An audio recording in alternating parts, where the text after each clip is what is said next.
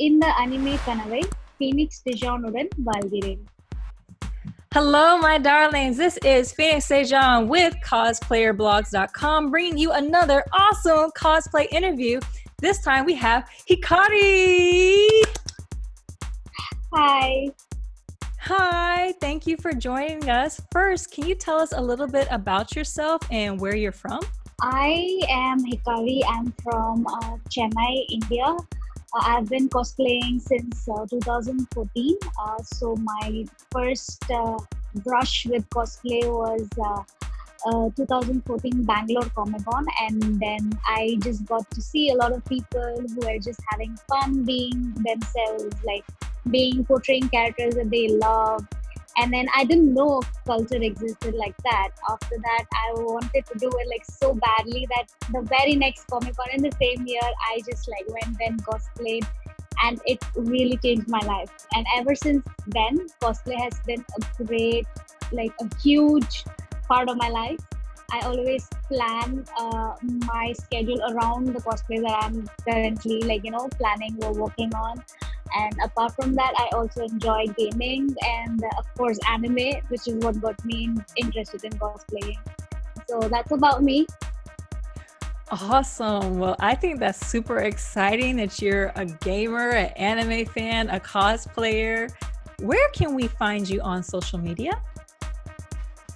So my social media, I have an Instagram account which is called PP Hikari, and I have a Facebook page, Hikari Cosplay and Gaming.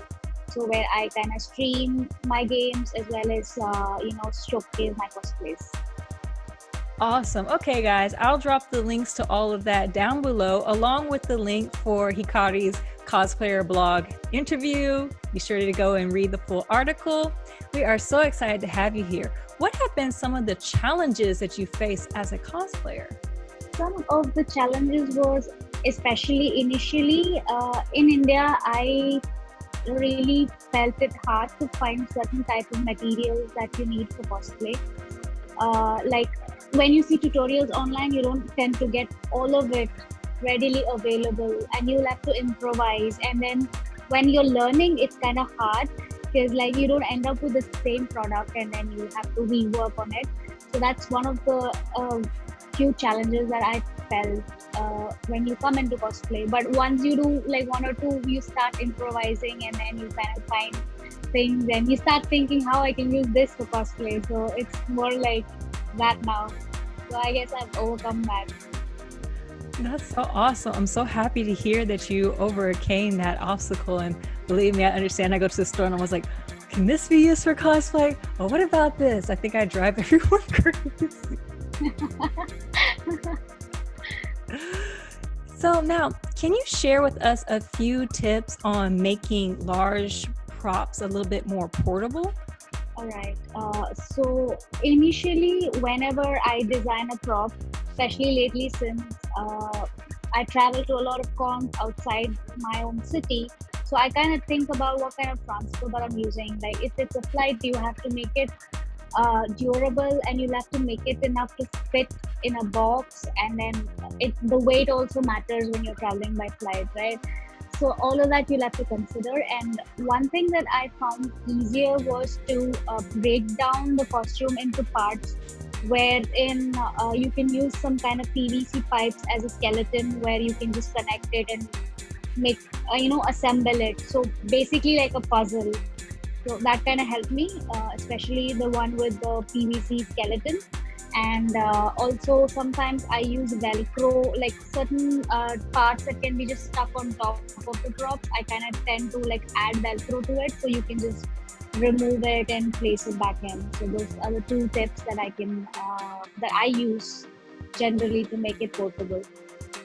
Thank you. Those are fantastic tips. In fact, Velcro, that really does come in handy, and the PVC pipes. I have not gotten around to using the PVC pipes, but I do have plans to do that in the future. By the way, I love your League of Legends Cosplay. Can you tell us a little bit about how you got involved with esports and how that affects your cosplay? So yeah, I've always loved gaming, and once I started online gaming, League of Legends was my favorite all time. Even now, my most favorite game ever. And once I started, yeah, and once I started playing it, there were a couple of girls who approached me, and they were like, we kind of form an all girls team, and there's nothing like that in India ever before. So would you be interested being a part of it? And then I started playing with them. I liked it, and I liked the concept of like all girls, because back then it was like kind of taboo to let people know that you are a girl gamer, and it was like kind of not so friendly community as it is now. So our main goal was to like make it more popular, like girls can game and we can compete. So we ended up forming a team, and we kind of ended up gaining a lot of like popularity locally. And so yeah, League has become like a huge, like close to my heart now. So I look at all the characters, and then they are so awesome, and you just cannot say that I will just cosplay this character. You just have to do all of it. So I was like, yeah, I'm gonna cosplay that. So that's how I got into cosplaying a lot of these characters. That is so awesome. And again, those costumes, that's a lot of detail. In fact, when I saw your interview on cosplayerblogs.com, I was blown away. I mean, I was having to feel that. I was like, oh my gosh, she cosplayed this. This was on my cosplay list, but we all know I don't. My cosplay, it just keeps getting longer. And everything you see, you have to do it. Like League is like one of those. You see a new skin, you just have to like look at how good it is, and immediately you start thinking about how am I gonna cosplay this. That's how that's how good the esports influence is in cosplay. Yeah, and definitely. And I love that you're on an all girls gaming team. I think that's super important for girls to be able to game and feel comfortable in the gaming community. So thank you. You're welcome. What are some of your future cosplay goals? I'm kind of planning to do, my own version of characters. Most of the cosplay that I've done so far is very much true to the character, and I have not taken the essence of the character and interpreted it in my own way. So I want to try doing that. I see a lot of cosplayers doing it, and they just rock it. Like you just pick up a random guy character even, and then turn it into a girl, and just imagine like if you give them mannerisms and everything, they just like add their own flavor. And I want to try doing that as well in the future in my cosplays. So yeah, you can look forward to a lot of like you will not expect that, wow, this is not supposed to be a girl, or like this is something different. That's what I want to do. I will definitely be looking forward to that and following you on Instagram, because I am a huge fan of doing more of your own take on cosplay. So that's the majority of all my cosplays. I always put my own spin on it. So I am super happy to hear that. Welcome to our community of making it your own in cosplay. I can't wait to see what you do. Thank you. I hope I can like deliver it. I'm sure you'll do an amazing job. By the way, is your family supportive of your cosplay? They initially did not understand much of what cosplay is, and even now it's kind of hard for them to like know entirely how it works, or it's more of an ignorance than like they don't want to support it. They don't see it as a viable option. They just see it as like it's a hobby. That's it. Like you can just have it as a hobby, and you don't see a future. They don't see a future in it. So that's the only obstacle that they are facing. Now I guess they are a little bit better, since like they've seen me go to a couple of stages, being invited to a couple of stages as judge or as a guest cosplayer, and then they see potential in it, and then they're like, yeah, okay, we see it, yeah, you can do it. So that's how it is. Well, congratulations on all your success and all the different cosplay stages and judging panels that you've sat on. I'm definitely supportive of your career. I think it's so wonderful to see cosplayers from around the world pushing for a more diverse cosplay community. My last question of our interview is there any advice that you would like to give to someone who wants to start cosplaying?